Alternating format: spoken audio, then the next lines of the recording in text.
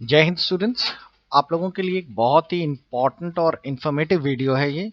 आप में से जितने भी बच्चे नैलिट के एग्जाम्स दे रहे हैं, भले वो ट्रिपल सी हो, ईसीसी हो, ओ लेवल हो, ई लेवल हो, इस वीडियो को बिल्कुल ही मिस मत करिएगा। अंत तक देखिएगा, अन्यथा आप लोगों की किया कराया पूरा चौपट ना हो जाए।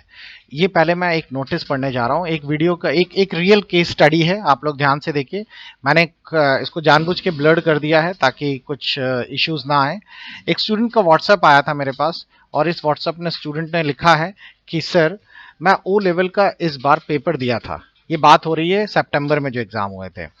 4 पेपर हैं जिसमें कि मैंने M1 का पेपर दिया था 4 में से, बट मेरा रिजल्ट में एब्सेंट दिखा रहा है और मैंने आरटीआई फॉर्म भरा। उसके बाद नेलिट की तरफ से ये जवाब आया, वो मैं भी आपको आगे दिखाऊंगा कि, और जो उसमें पीडीएफ भेज रहा हूँ, उसने जो जवाब आया उसका पीडीएफ मुझे सेंड किया है, और मेरे कॉलेज का रिजल्ट भी हेल्ड हो गया है इसके, जिसमें मैं पास था। प्लीज कुछ एडवाइस दीजिए। तो बच्चों, ये केस इलाहाबाद वाला है, तो विदहेल्ड वाला तो इशू हम लोग ऑलरेडी सुन चुके थे कि वो वहां पे कुछ चिटिंग वगैरह का इशू है, तो नेलेट उसकी कॉपीज रीचेकिंग कर रहा है। लेकिन ये एब्सेंट वाला क्या सीन है? आप भी तो कहीं ऐसी गलती नहीं कर देंगे कि जिससे कि कभी कभार आप एग्जाम देकर आए और एब्सेंट हो गया? और ये पहली बार नहीं, कई बार ऐसा हुआ है, लेकिन कभी तक कोई फाइनलाइज इश्यूज या यूं कहिए कि इसका आउटपुट नहीं पता था कि एब्सेंट कैसे हो जाता है बच्चा जब एग्जाम देकर आता है।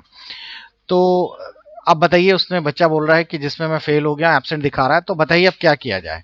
तो इसका क्या जवाब दिया है नेलेट में, अब देखिए उस पूरे आरटीआई को। चलिए अब आरटीआई पूरा ध्यान से देखिए।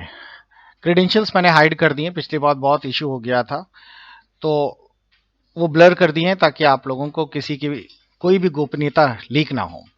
अब देखिए, आरटीआई में इन्होंने सिंपल सा दिया है नेलेट की तरफ से, 23 फरवरी का आरटीआई का सबमिशंस है। Information under the RTI act 2005 regarding this is with reference of your RTI. लड़के ने 24 जनवरी को आरटीआई भरा था, और नेलिट ने उसका 25 जनवरी को इंफॉर्मेशन प्रोवाइड की थी, जो कि अब बच्चे को मिल गई है। As per the information receive under section, ये कुछ धाराएं हैं जिसके अंतर्गत नेलिट आपको ये सारी इंफॉर्मेशन प्रोवाइड कर रहा है। अब देखिए नेलिट ने क्या जवाब दिया है। इन्होंने ये प्रोवाइड किया है कि इस धारा 54 and 55 from the concern section of the institute is provided as under. पहला पॉइंट दिया है, as per the attendance record the candidate having registration number is absent in the examination held on 13 सितंबर। नेलिट ने कहा है कि आपका जो 13 सितंबर को एग्जाम हुआ था उस पर आप एब्सेंट है। कैसे एब्सेंट है उसका लिए उन्होंने प्रूफ भी दिया था। इसीलिए कैंडिडेट्स के रिकॉर्ड जो absent, however the candidate attendance record is attach, उन्होंने अटेंडेंस रिकॉर्ड को अटैच भी किया है इस पे।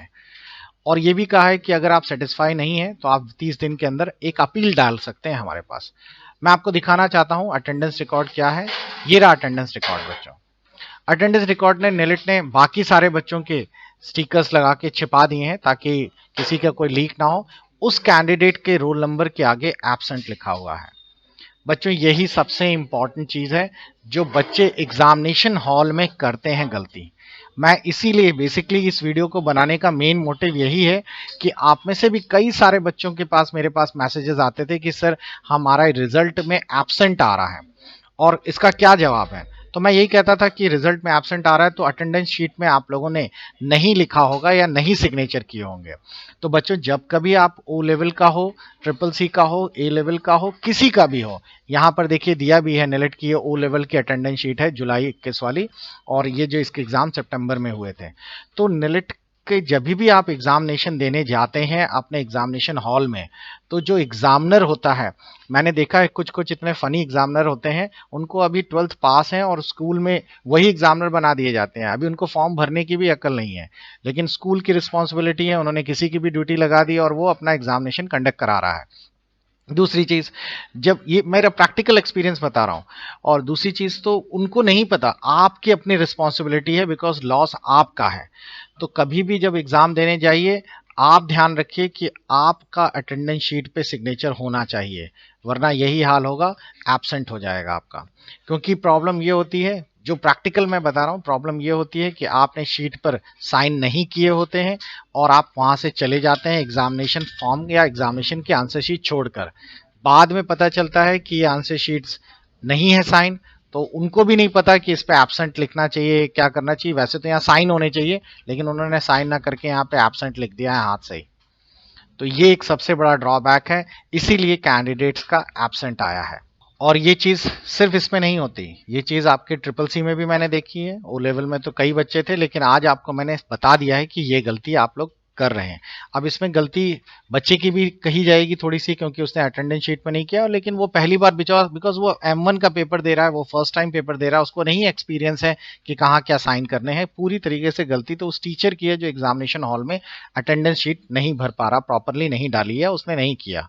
ये एक सबसे बड़ा ड्रॉबैक है। लेकिन बात फिर वही हो जाती है, गलती करे कोई भरे कोई।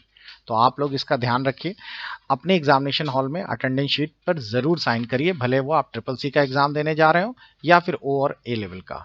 ये वीडियो बेसिकली इंटेंस था आप लोगों की इस गलती को ना करें आप में से कोई भी स्टूडेंट्स। और ये विदल्ट वाला जो सीजन है या विदल्ट का जो प्रॉब्लम है, वो सारी प्रॉब्लम्स उन बच्चों की है, खासकर इलाहाबाद के नैनी रीजन्स की, क्योंकि वहाँ बल्क चिटिंग हुई है, बच्चों ने भी एक्सेप्ट किया। लेकिन फिर वही बात होती है कि 10 में से 8 चीटिंग कर रहे हैं, 2 तो ऑनेस्ट हैं। उनका क्या होगा, नेलेट जल्दी आप लोगों को अपडेट करेगा, मैं भी बताऊंगा। मिलते हैं अगले वीडियो में। Best of luck, good bye.